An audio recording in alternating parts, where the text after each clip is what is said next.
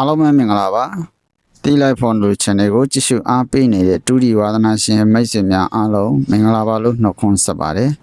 ဟုတ်ကဲ့ကျွန်တော်တို့မိတ်ဆွေများအတွက်တူဒီကျွန်တော်တို့ဂျာတာပရီတောက်ကြဆွေပြီးတော့ကျွန်တော်တို့မိတ်ဆွေများကိုအားလုံး2ရက်ပေါ့နော်ပြန်ဒီဘက်တွင်မှာ2ရက်ကြာပါသေးပေါ့နော်အဲဒီ2ရက်စာအတွက်ကိုကျွန်တော်ကနေပြီးတော့ကျွန်တော်ရဲ့မိတ်ဆွေများကိုဒါနော်ဂျာတာပရီနေ့အတွက်ကိုပေါ့နော်ကျွန်တော်20လေးနဲ့ကျွန်တော်ချပြပေးမှာဖြစ်ပါတယ်အဲ့တော့30ရက်နော်30ရက်9လပိုင်း2026ပေါ့နော်အဲ့ဒီနေ့အတွက်ကိုကျွန်တော်မိတ်ဆွေတွေကို20လေးနဲ့တူကျွန်တော်မျှဝေပေးမှာဖြစ်ပါတယ်အဲ့တော့ပထမဆုံးအနေနဲ့ကျွန်တော်အခုဒီမှာ22 site တွက်ပြပေးမှာဖြစ်ပါတယ်เนาะဒါကတော့အခွေနှစ်ခွေဖြစ်ပါတယ်ပေါ့เนาะအဲ့ဒီအခွေနှစ်ခွေတွေကနေပြီးတော့ကျွန်တော်ရဲ့မိတ်ဆွေများကိုကျွန်တော်အဓိကဒီလေးလုံးအခွေတစ်ခွေကိုကျွန်တော်အကောင်းဆုံးဒီမှာပြသပေးသွားမှာဖြစ်ပါတယ်ကျန်တဲ့မိတ်ဆွေများက channel ကို subscribe မလုပ်ရသေးဘူးဆိုရင်channel လေးကို subscribe လေးနှိပ်ထားကြเนาะဘာကြောင့်လဲကျွန်တော်ရဲ့မိတ်ဆွေများနောက်ထပ်ကျွန်တော်တင်နေမြဗီဒီယိုတွေကိုအချိန်နဲ့တပြေးညီကြည့်ရှုလို့ရအောင်ဖြစ်ပါတယ်ခင်ဗျအဲ့ဒါဆိုကျွန်တော်တို့20လေးကိုစမှာဖြစ်ပါတယ်အခုဒီမှာကျွန်တော်ဝါရောင်လေးနဲ့ပေါ့နော်ကျွန်တော်ဒါတွက်ပြထားတာဆွဲပြထားတဲ့เนาะ site လေးပဲဖြစ်ပါတယ်3.8ဆိုတဲ့ကဏ္ဍ3လုံးပေါင်းခြင်းတည်းရကျွန်တော်တို့ကဘာရမလဲ8လို့ရတယ်ခင်ဗျเนาะအဲ့ဒီ8ကိုကျွန်တော်တို့က power ယူမှာဖြစ်တဲ့အတွက်8ရဲ့ power ဒီ3ဖြစ်ပါတယ်ခင်ဗျ8ရဲ့ power ဒီက3ဖြစ်ပါတယ်เนาะ3လုံးပေါင်းခြင်းဒီ8ဖြစ်တယ်8 power ဒီ3ဖြစ်ပါတယ်ကဲဒါဆိုလို့ဆိုရင်ကျွန်တော်တို့ထပ်ပြီးတော့ကြည့်အောင်ပါနော်ဒီမှာ3ညရဲ့ခွန်ရဆိုပြီးတော့3ညရဲ့ခွန်ရဆိုပြီးတော့ကဏ္ဍ3လုံးပေါင်းခြင်းတွေက3ညရပါတယ်နော်ဒီမှာကျွန်တော် site လေးကိုတစ်ခါတည်းပဲဆွဲပြလိုက်ပါမယ်ဗီဒီယိုဖိုင်အရင်ရှည်သွားမှဖြစ်တဲ့အတွက်ကြောင့်မလို့ပါနော်အဲ့တော့တန်းတန်းဆုံးတော့ကျွန်တော်မြန်လေးပြထားပါတယ်အဲ့တော့3ညရပါတယ်3ညပါဝါ9ဒီမှာလဲကျွန်တော်တို့က3ညပဲထည့်ရပါတယ်3ညပါဝါဒီက9နော်အဲ့တော့ကျွန်တော်အောက်မှာ85လို့ထွက်ပါတယ်ဒီမှာလဲကျွန်တော်တို့က3လုံးပေါင်းခြင်းဒီ3လုံးပေါင်းခြင်းဒီကျွန်တော်တို့ပါရမလဲခွန်လို့ရပါတယ်နော်9ရက်3ရက်ပေါင်းတော့2ရက်5ရက်ပေါင်းတော့ခွန်ရပါတယ်ခွန်ပါဝါဒီ2ဖြစ်ပါတယ်အဲ့ဒီမှာ82ဖြစ်ပါတယ်ပေါ့နော်82ဖြစ်ပါတယ်ဒါဆိုရင်ကျွန်တော်တို့ကနောက်ထပ်ကျွန်တော်မိတ်ဆွေများကိုတစ်ခါတည်းပဲ1ချိန်တစ်ခုနဲ့ကျွန်တော်အပီးခွေလေးဆက်ပြပေးမယ်နော်အဲ့တော့ကျွန်တော်ဒီမှာအစိမ်းရောင်လေးနဲ့ခြေထားပါတယ်အစိမ်းရောင်လေးနဲ့ကျွန်တော်ခြေထားပါတယ်ကဲဒါဆိုရင်ကျွန်တော်တို့ကဒီမှာအစိမ်းရောင်လေးနဲ့ကျွန်တော်ခြေထားတယ်အဲ့တော့အစိမ်းရောင်လေးနဲ့ခြေထားတော့ကြည့်ပါမယ်အဲ့တော့ခွန်ရရှိရကျွန်တော်နှလုံးပေါင်းခြင်းဒီရခွန်ရရှိရနှလုံးပေါင်းခြင်းဒီရ9ရပါတယ်အဲ့ဒီ9ကိုကျွန်တော်တို့ကပါဝါခေါ်မှာဖြစ်တဲ့အတွက်9ပါဝါဒီရ3ညဖြစ်ပါတယ်နော်9ပါဝါဒီရ3ညဖြစ်ပါတယ်အဲ့တော့ကျွန်တော်တို့က9 3ည83ဆိုတဲ့လေးလုံးအခွေဖြစ်ပါတယ်အဲ့သူရဲ့အောက်မှာကျွန်တော်တို့ပါထွက်လဲ3ည3ဆိုပြီးကျွန်တော်တို့ထွက်ပါတယ်ပေါ့နော်3ည3ဆိုပြီးကျွန်တော်တို့ထွက်ပါတယ်ဒါကတော့အခွေဖြစ်ပါတယ်ခင်ဗျကဲဒါဆိုကျွန်တော်ဒီမှာ3ည3ထွက်သွားပါပြီပေါ့နော်အခွေဒါဒီအခွေကတော့ကျွန်တော်တို့တနေ့ကုန်ကအခွေဖြစ်ပါတယ်မနေ့ပိုင်းကျွန်တော်တို့မဝင်ခဲ့ရင်ညနေပိုင်းကိုကျွန်တော်တို့ဆက်ပြီးတော့လိုက်ရမယ့်အခွေလေးဖြစ်ပါတယ်เนาะကျွန်တော်ရဲ့မိတ်ဆွေများအားလုံးပေါ့နော်ကျွန်တော်ဗီဒီယိုပိုင်းကမနေ့ညမခွဲခြားထားတော့ပါဘူးတနေ့စာဖြစ်ပါတယ်เนาะဗီဒီယိုပိုင်းတိုင်းမှာလည်းကျွန်တော်အမြဲတမ်းတင်ပေးပါတယ်တကယ်လို့မနေ့ပိုင်းမှာလက်ကြည့်ရမှာဖြစ်ပါတယ်ညနေပိုင်းမှာလည်းကျွန်တော်တို့ဒါပဲကြည့်ရမှာဖြစ်ပါတယ်ထွက်မထွက်ကျွန်တော်တနေ့ကုန်စာတင်ပေးတာဖြစ်တဲ့အတွက်ကျွန်တော်မိတ်ဆွေများကြိုက်မနေ့ပိုင်းဒီတွေကထွက်သွားရင်လည်းညနေပိုင်းမှာပြန်ထိုးရမှာဖြစ်ပါတယ်ပေါ့နော်အဲ့တော့ဒီမှာကျွန်တော်ကြည့်ပါနော်8ရက်3ရက်ပေါင်းတော့1ရက်ပါဝါ6ဆိုတော့16နဲ့3.5အခွေပါထွက်လဲကျွန်တော်တို့1.5ဆိုပြီးကျွန်တော်တို့ထွက်ပါတယ်ပေါ့နော်ဒါဆိုကျွန်တော်တို့ဒီမှာနောက်တစ် site က3ရက်9ရက်ပေါင်းတော့8ပါဝါဒီ3နဲ့83.5အခွေဖြစ်တယ်83.5အခွေဒီပါထွက်လဲ85လို့ကျွန်တော်တို့ထွက်ပါတယ်เนาะ85လို့ကျွန်တော်တို့ထွက်ပါတယ်ဒါဆိုရင်ကျွန်တော်တို့ဒီမှာ85ဆိုပြီးတော့ကျွန်တော်တို့ထ ထပ်ပြီးတော့ထွက်ပါတယ်ခင်ဗျနော်အဲ့တော့ကျွန်တော်တို့ဒီမှာတစ်ချက်ကြည့်ပါမယ်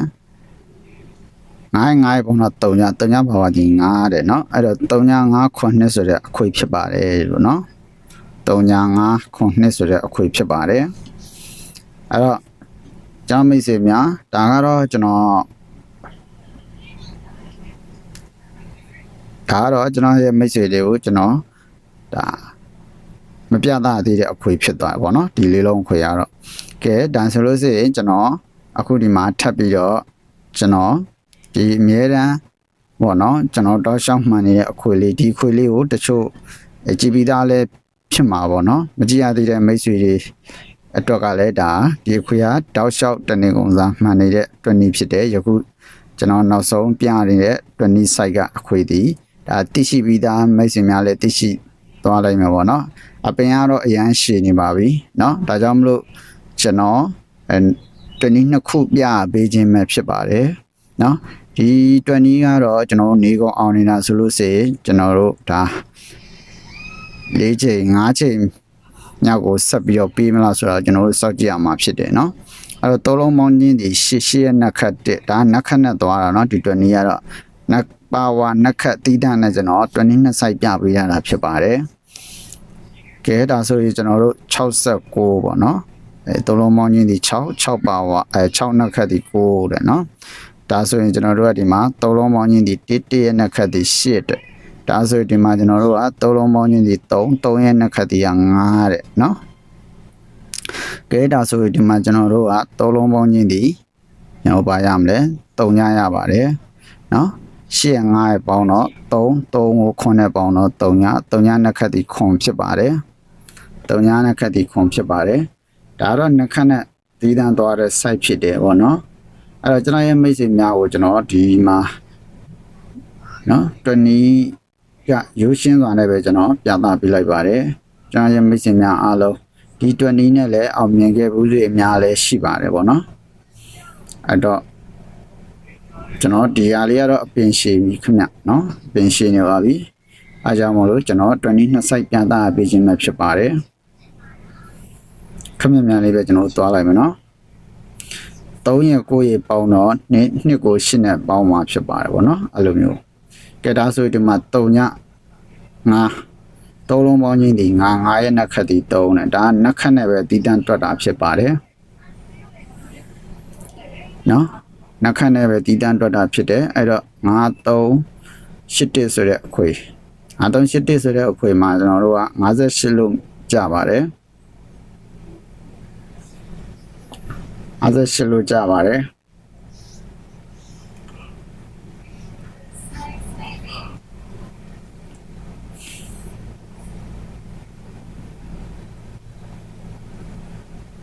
တော်လုံးမင်းကြီးဒီ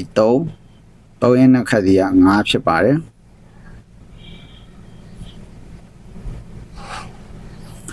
ကဲဒါဆိုရင်3569ဆိုတဲ့အခွေဖြစ်ပါတယ်3569ဆိုတဲ့အခွေလေးဖြစ်ပါတယ်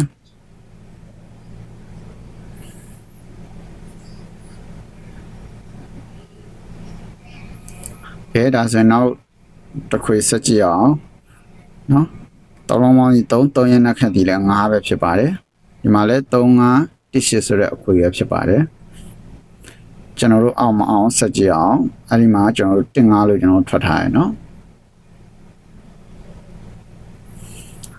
အဲ့တော့ကျွန်တော်ရဲ့မိတ်ဆွေတွေဒီအခွေရတော့ကျွန်တော်မနက်မထွက်ညနေထွက်နော်ဒါကျွန်တော်ပြတဲ့အတွက်နေတွေကမနက်ခင်းမထွက်ဘူးဆိုလို့ရှိရင်ညနေခင်းမှာကျွန်တော်တို့ပြန်ပြီးတော့လိုက်ပါပေါ့နော်အားလုံးပဲသိကြမှထင်ပါတယ်ကဲဒါဆိုရင်ကျွန်တော်တို့ဒီမှာသုံးလုံးပေါင်းချင်းဒီ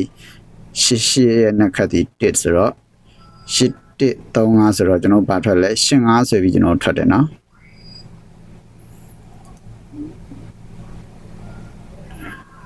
ဒီ20ဟာကျွန်တော်မိတ်ဆွေများအောင်မြင်ခဲ့တာဆိုလို့ရှိရင်50အပေါ်မှာ58လဲအောင်တယ်3လဲအောင်တယ်15လဲအောင်တယ်85လဲအောင်လာတယ်နော်ဒါကဲဒါဆိုရင်ဒီမှာ3ခွန်ဆိုတော့ကျွန်တော်တို့3ခွန်နှလုံးငွေပဲဖြစ်ပါတယ်နော် ဒီခွေရအောင်မြင်ခဲ့မှဆိုရင်3ညခွန်နှလုံးကိုပဲဖြစ်ပါတယ်ကဲအဲ့တော့ကျွန်တော်တို့ပြီးဆောင်ကြည့်မယ်ဆိုရင်ဒီဘက်မှာကကြတော့3ည5ခွန်နှစ်ဆိုတဲ့၄လုံးအခွေဖြစ်ပါတယ်အဲ့တော့ပါဝါနှစ်ခတ်ဆိုတဲ့၄လုံးနော်ပါဝါ site ကထွက်မှာလားကျွန်တော်တို့နှစ်ခတ် site ကထွက်မှာလားကဲလို့ခြုံအောင်မြင်ကြည့်မယ်ဆိုကျွန်တော်တို့ကပါဝါ၄လုံးခွေကိုပဲတနေ့စာကျွန်တော်တို့ခွေရမှာဖြစ်ပါတယ်ကဲအားလုံးပဲကျွန်တော်မိတ်ဆွေများကျွန်တော်တို့ဒါ site ကပေးမယ်ပေါ့နော်ကံပေးတယ်ဆိုရင်ကျွန်တော်တို့မိတ်ဆွေများရရှိမယ်site ကမပေးဘူးဆိုလို့ရှိရင်တော့ဒါကျွန်တော်တို့လွဲချော်မှာဖြစ်ပါတယ်တနည်းနဲ့တကွကျွန်တော်ပြသပေးခြင်းဖြစ်တဲ့အတွက်မိတ်ဆွေတို့အကြိုက်ဆုံးတူမှနော်ကြိုက်နှစ်သက်မှယူတော့မှမကြိုက်နှစ်သက်ရင်မယူပါနဲ့နော်ထွက်မယ်မထွက်မယ်အာမခံပါဘူးနော်တခါတည်းပဲကျွန်တော်ဗီဒီယိုဖိုင်တိုင်းမှာ 2D ပဲဖြစ်ဖြစ် 3D ပဲဖြစ်ဖြစ်ကျွန်တော်တင်ပေးတာအများတန်းသတိပေးပါတယ်နော်မိမိစိတ်မိမိဆန္ဒမိမိကိုဆုံးဖြတ်ပါဒါလေးတွေကဒီလိုလေးတွေဖြစ်နိုင်ခြေရှိတယ်ဆိုတာလေးကိုကျွန်တော်ကနေပြီးတော့ခမန်းတာပဲဖြစ်ပါတယ်ခမန်းတွက်ဆပြီးတော့ပေးခြင်းပဲဖြစ်ပါတယ်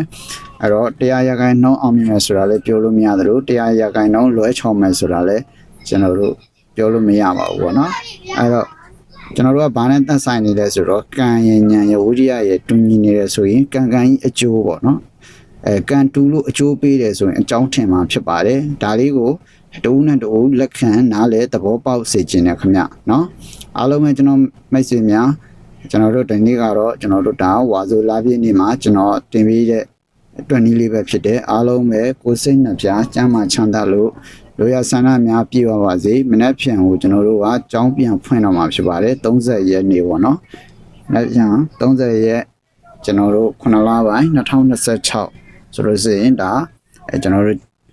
ဒီကြောင်းကပြန်ဖွင့်ပြီးဖြစ်ပါတယ်ဒါကြောင့်မလို့ကျွန်တော်ကနေပြီးတော့တရက်ကြိုပြီးတော့တင်ထားပေးခြင်းပဲဖြစ်ပါတယ်အဲ့တော့ထိုးရမယ်ထိုးကွက်လေးတွေကတော့ကျွန်တော်တို့အားလုံးဒေတာနဲ့ဆိုရင်6ကွက်အပူနဲ့ဆိုလို့ရှိရင်ကျွန်တော်တို့ကတော့အားလုံးပေါင်း10ကွက်ဖြစ်ပါတယ်နော်အားလုံးပေါင်း10ကွက်ဖြစ်ပါတယ်အလှန်နဲ့ဆိုအဲ့တော့အာထိုးရမှာဖြစ်ပါတယ်ဒေတာတွေကတော့နော်အားလုံးမနက်မထွက်ညနေထွက်ပါတယ်အားလုံးကံကောင်းကြပါစေခင်ဗျာ